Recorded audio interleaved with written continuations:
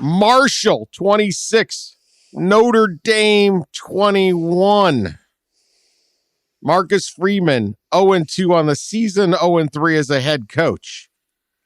Alarm bells running off there in South Bend. Again, another not really an upset if you watch the game. Right. Marshall was ready to roll. Charles Huff, terrific coach, came from Nick Saban's system. His team is ready to go. Charles Huff, not going to be in Huntington too long with stuff like this. So he has done an incredible job with that program, and they went in and just beat Notre Dame up. So all credit to the Marshall players in that. However, Marcus Freeman, he can recruit. He is personable. He's exciting. He's cool. College football could use guys that are just sort of like, this guy's like a cool dude. We need a cool factor here. He's it. I think most people are rooting for Marcus Freeman to be of some measure of success, even though he coaches freaking Notre Dame, which normally everyone hates. But you gotta win. And as we said many times, I think I said last week, Brian Kelly, not real likable, but he didn't lose games that he wasn't supposed to lose. And there is something to be said about that. They always won. They may not have beaten the teams they couldn't beat. They always beat the teams they could, especially lately. So this was a terrible result for Marcus Freeman. He has an enormous amount still to prove. And I don't know where this season is going. They do not have a good offense. Not good by Tommy Reister, offense coordinator. Not good by Tyler Buckner, their quarterback. All around bad. And, you got a recruiting class now, but, you got to win to keep the recruiting class. Notre Dame's a little less flippable than most places because kids are not just going there.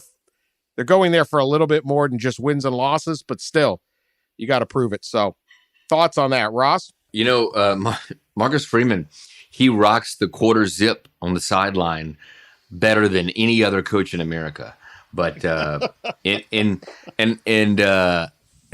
doesn't lead to wins though. No points. Yeah, no points. The appearances don't get you there.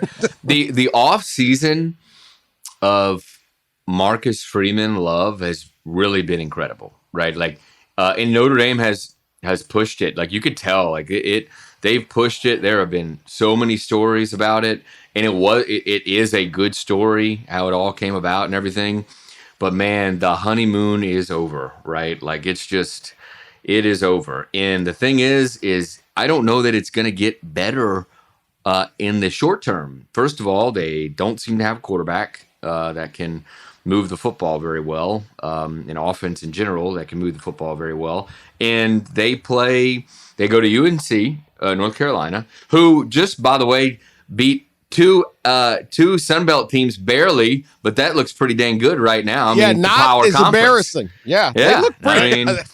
So Notre Dame's got to go to UNC in a couple weeks.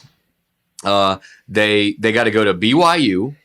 They host Clemson, right? And then BYU's they host in Vegas. BYU's USC, in Vegas. Vegas, and then but USC whatever. and Clemson.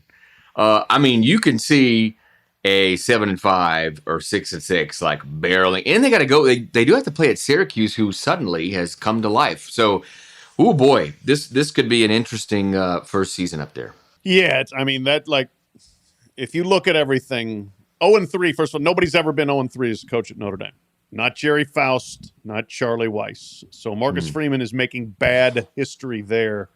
You can look at it and say, okay, it was a fire drill taking over, thrown into a bowl game against a good opponent in Oklahoma State. You blow a 21-point lead, but still, okay, no worries.